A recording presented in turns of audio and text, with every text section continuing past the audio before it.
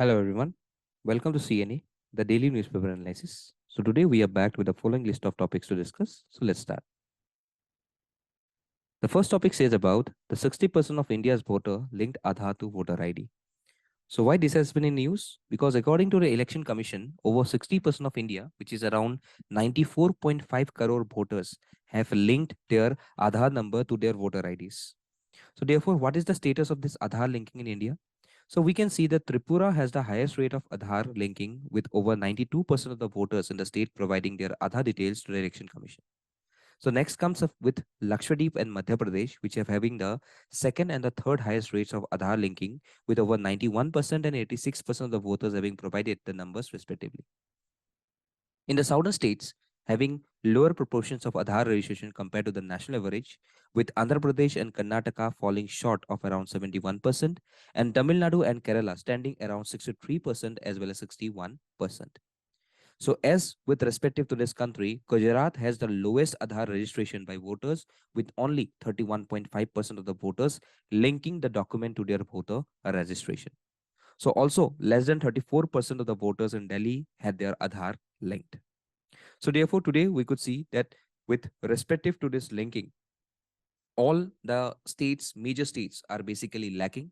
And therefore some of the less developed states as well as some of the states having the less GDPs has already getting an effect. Supposedly, if you see with respect to Arunachal Pradesh, Assam, then Mizoram, so it is of the range of 50 to 60%. But with the states like Madhya Pradesh, with the states like the developed states like Orissa, then we can see Karnataka, Andhra Pradesh, Gujarat, okay, Rajasthan. So it has been in lesser shortage of this particular inclusion of this linkages. So therefore, along with pursuing the Aadhaar voter ID integration, the government should also look forward to enhance the Digital Personal Data Protection Bill of 2022 because it will apply to government entities and require them to obtain an individual's explicit consent before sharing their data across various government institutions. Okay, so therefore, here the right to privacy is also a matter, and therefore the peoples are very much lacking in going ahead with this particular linkages. Okay, so that is why we have seen this is in news. Next, Russia's wars on Ukraine in resulting poverty and displacement crisis. So we all know about the ongoing Russia war, okay, which has been अभी तो उन लोग का 1 year का anniversary like मनाने का उन लोग का वक्त आ गया है. So therefore, today we can see that every form of war has causes displacement of the people as well as various number of economic loss. Okay. So therefore, today if you see that inflation हो रहा है सब जगह पे, okay, economic shock waves मिल रहा है सबको, humanitarian crisis चल रहा है सब जगह पे. So therefore, today we can see even the environmental crisis, okay, even the food crisis is directly happening. So in every sector, today we could see that cities in ruins, millions of refugees, continued military support and ongoing sanctions, okay, and therefore it has shockwaves across the respective globe, okay. So therefore we can see that these are the respective areas which Russia has already captured, and therefore we can see that this will again last for a longer period of time, and it has recently been said about by the United Nations Refugee Agency. Okay, so let's see what is happening in the next future, but yes, it is resulting in various number of poverty and displacement crisis. Okay, next, drying Venice canals. So why this is all? Because so we can see that a high pressure system is stuck over Venice, creating low tides. Okay, and this has led to low water levels and dry canals. However, experts suggest that the root cause behind the issue is a drought-like situation across Italy. So we know that Venice is located in northern Italy. Okay, so you can see this one. Okay, so this is Venice. Okay, so Venice is located in northern Italy over around, and it's a collection of around 118 small islands spread over a lagoon, which is a kind of water body that is separated from a large water body through some kind of land formation. Okay, so you can see the location of this Venice and you can directly see the Gulf of Venice over here. So these islands are located in the shallow Venetian lagoon, an enclosed bay that lies between the mouths of the Po and the Pipe River. Okay, so you can see this is the Po River and this is the respectively Pipe River. So therefore you can see that the Venetian lagoon is separated from the Adriatic Sea, which is basically this one. Okay, and the lagoon and a part of the city are listed amongst the UNESCO World Heritage Sites. So now, since last summer, the city of Venice has been seeing a several shortage of water in its rivers and lakes. And the Italian Alps has received nearly half of the normal snowfall during this winter. So you can see this respectively is the Alps, ALPS. So this is worrying as snow is an important source of water in spring and summer when by melting it ensures water supplies in the mouths if most needed. So meanwhile, in Italy's longest river, that is the Po, which travels from the Alps to Adriatic, has 61% less water than normal at this time of the year. So to make matter worse, Italy's largest lake, like Lake Garda, is also suffering from water levels. So therefore, we can see about the situations of this particular drought type situations which has been facing with respective to this country of Italy. And therefore, we can see that the respectively high pressure system which is stuck over Venice, creating low tides, is a very like important phenomena for which we can see about the low water levels as well as the dry canals. Okay, so therefore it was basically new. So you have to know about the location of Italy, as well as to know about the island of Sicily. You have to know about the respective geographical aspect. Where is Ionian Sea? Where is the Gulf of Venice? Where is Adriatic Sea? Where is Ligurian Sea? Where is Tyrrhenian Sea? Where is Mediterranean Sea? Strait of Bonifacio. Okay, so all these things are very, very important with respect to this particular news. Okay, chalo. 3 patients cured of HIV. So why this is basically news? So we can see that the third patient, the patient referred to as Dusselford patient, became the third person to have been cured of HIV after a bone marrow transplant, creating a specific HIV resistant CCR5 delta 32 genetic mutation. So we can see that HIV mainly targets and damages the CD4 immune cells in the body, reducing the body's ability to defend against infections. So this virus enters the CD4 cells through some of the receptors, but supposedly the mutation prevents the formation of these respective receptors, and therefore we can see that it would make impossible for HIV to enter the respective cells, and therefore only 1% of the people worldwide have 2 copies of this particular mutation. So we can see that there are no current cures for this infection at present, but the disease can be managed using antiretroviral therapy.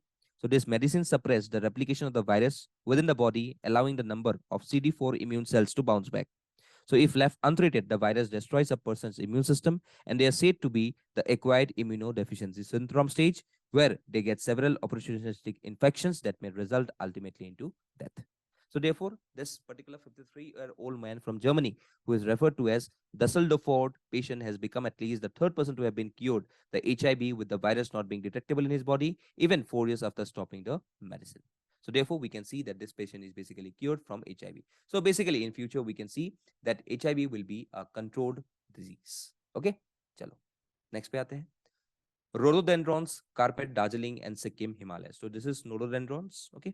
So why this is basically news? Because according to the Botanical Survey of India, Darjeeling and Sikkim Himalayas are home to more than 1/3 of the all types of rhododendrons found in our country. So this rhododendrons means rose streak in Greek. So rhododendrons are native to many regions of the world, including Asia, Europe, North America, and Australia.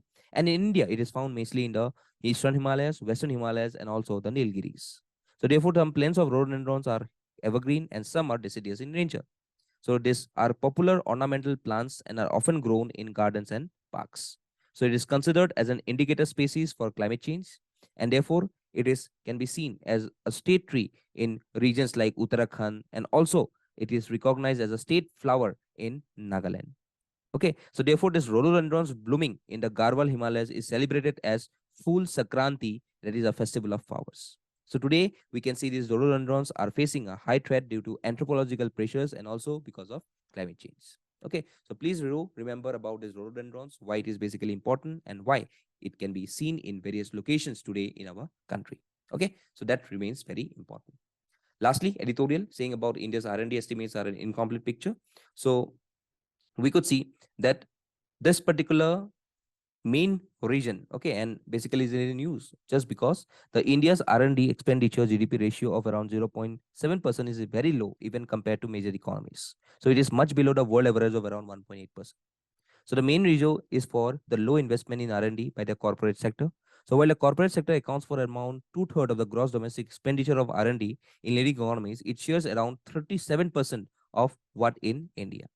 Okay, so therefore we can see that there are various issues with this particular statistics in India.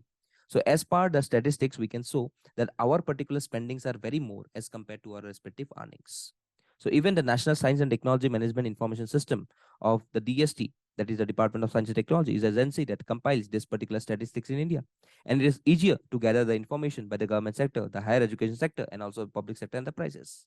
So therefore today, the DSIR list may not have the actual R&D performance for 2 reasons. Firstly, it may be some of the government initiatives which may not be attractive, and also such number of firms do not meet the respective requirements of having separate infrastructures related to R&D.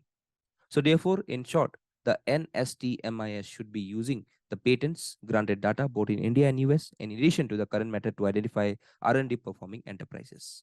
So in order to ensure compliance and proper reporting, technologies can be used like in case of revamp income tax returns forms where various sections are interlinked.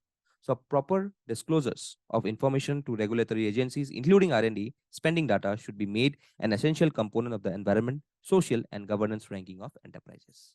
Okay, so therefore it talked about the India's R&D scenario and how it is not so much of fulfilled today, even in this particular decade as well as in this time period when the R&D is particularly hovering around every particular country.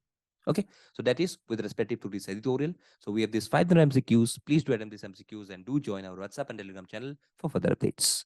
So that's all for today. Thank you and Jai Hind.